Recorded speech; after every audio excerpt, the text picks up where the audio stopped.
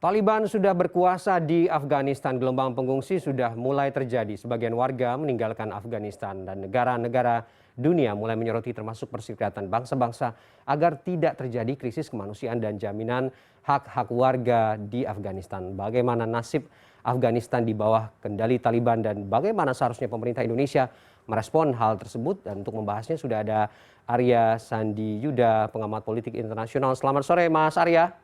Selamat sore Mas Ferdi. Ya, terima kasih Mas Arya sudah bergabung dengan kita sore ini.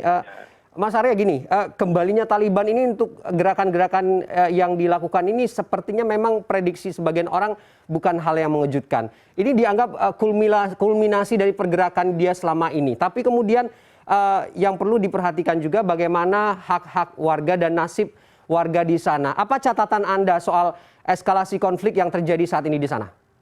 Ya, yang pertama, Presiden Joe Biden telah tegas menyatakan bahwa dia atau beliau tidak mau melanjutkan kebijakan yang terdahulu ya. Ini adalah masa kepresidenan keempat dari sejak awal dilakukannya global war on terror di Afghanistan, dan memang Joe Biden menyadari bahwa center of gravity atau pusaran pengaruh dari terorisme yang ada di Afghanistan di awal intervensi Amerika Serikat ke Afghanistan itu bukanlah fisik, tapi ada faktor ideologi, dan ini terbukti ketika entire war machinery of the world dikerahkan pun tetap tidak mampu menghilangkan salah satu faksi yaitu Taliban.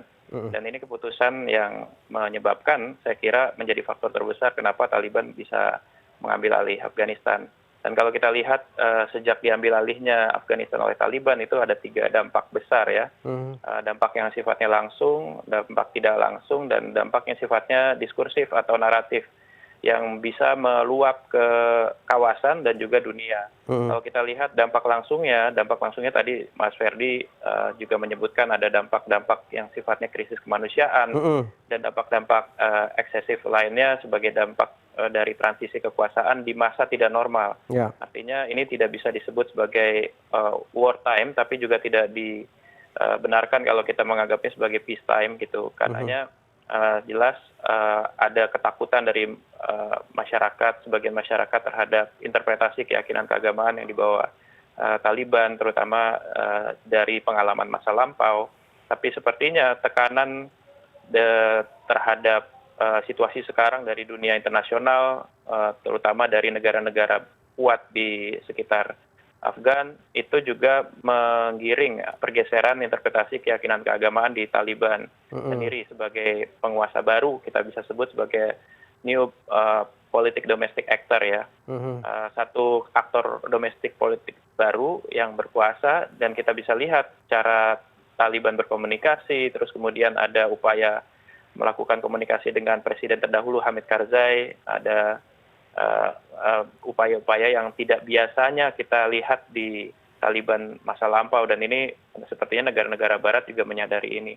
Tapi dampak langsung ini sebenarnya juga didukung oleh persepsi dunia internasional, persepsi kawasan bahwa Taliban berbeda dengan kelompok dengan haluan Islamis lain ketika mereka berkuasa. Misalnya ketika terjadi Arab Spring, ada persepsi Islamis disalahpahami sebagai satu kekuatan yang membawa pan-Islamic vision gitu. Nah, Taliban tidak dilihat seperti itu. Taliban dalam situasi sekarang dilihat hanya berfokus kepada Afghanistan, dan mereka mendapatkan sebagian kekuatan dukungan ya, heart and mind of the population gitu, karena ada isu tentang kemandirian ya, pengusiran tanda kutip penjajahan, kekuatan penjajah selama 20 tahun. Jadi ini adalah yang juga menguntungkan bagi Taliban, karena aktor-aktor di kawasan tidak banyak bereaksi untuk membatalkan lah, katakanlah seperti itu. Kalau dilihat dampak tidak langsung itu kita bisa lihat misalnya di negara-negara sekitar. Iran sudah pasti tidak akan menjadi tujuan favorit para pengungsi, karena pengungsi biasanya yang tanda kutip merasa dirugikan atau tidak sejalan dengan Taliban. Mengungsi ke Iran berarti justru bertemu dengan negara basis pro Taliban, karena Iran sebagai traditional supporter, meskipun secara officially tidak mungkin mengaku seperti itu. Oke. Terus kemudian ke Pakistan, 25% dari etnik di Pakistan punya kesamaan, ideologinya punya kedekatan, itu akan menjadi salah satu salah satu basis. Tapi kalau yang lain mungkin akan berangkat atau pergi ke Tajikistan, Kyrgyzstan, Uzbekistan yang di wilayah utara ya, ketimbang mereka memilih ke selatan. Itu dampak tidak langsung seperti tadi disebut dampak pengungsi dan seterusnya ya. Oke, Mas Arya, bagaimana dengan misi diplomatik Indonesia? Apakah masih harus dijalankan walaupun sekarang kita tahu kondisi ini masih cukup mencekam? Apa prioritas yang didahulukan? Karena kan nanti berpengaruh terhadap geopolitiknya posisi Indonesia. Ini bacaannya akan bagaimana? Indonesia tentunya pasti politik bebas aktif, akan menghargai siapapun pemimpin di sebuah negara ya. Ketika nanti transisi kekuasaan berlangsung berhasil gitu ya, berlangsung mulus, pastilah Indonesia akan berkomunikasi sebagai sesama negara bangsa, sebagai anak segala bangsa. Juga kita punya sejarah yang sangat panjang antara Indonesia dan Afghanistan, dan ini berarti Indonesia akan melihat bukan terhadap Talibannya per se, tapi Indonesia akan melihat kepentingan Indonesia terhadap Afghanistan sebagai sebuah negara bangsa dan juga sejarah panjang sesama anak segala bangsa. Kita antara Indonesia dengan Afghanistan, orang Indonesia dengan Afghanistannya. Jadi yang akan didorong tentunya kesamaan-kesamaan nilai yang selama ini kita yakini akan memperbaiki sebuah negara bangsa.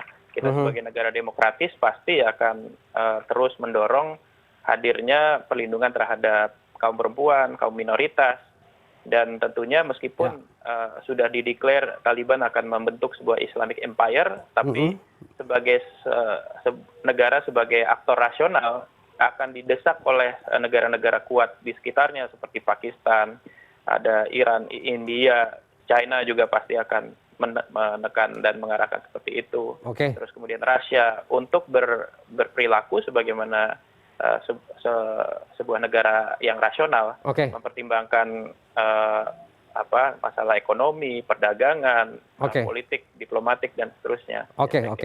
Oke, baik Mas Arya, kita berharap memang ujungnya adalah perdamaian dan desakan-desakan dan posisi-posisi negara-negara kawasan ini juga bisa mendesak kondisi perdamaian itu terjadi agar konflik ini bisa berhenti dan juga hak-hak warga negara ini tidak tercederai dengan situasi seperti ini. Terima kasih Mas Arya sudah bergabung dengan kita sore ini.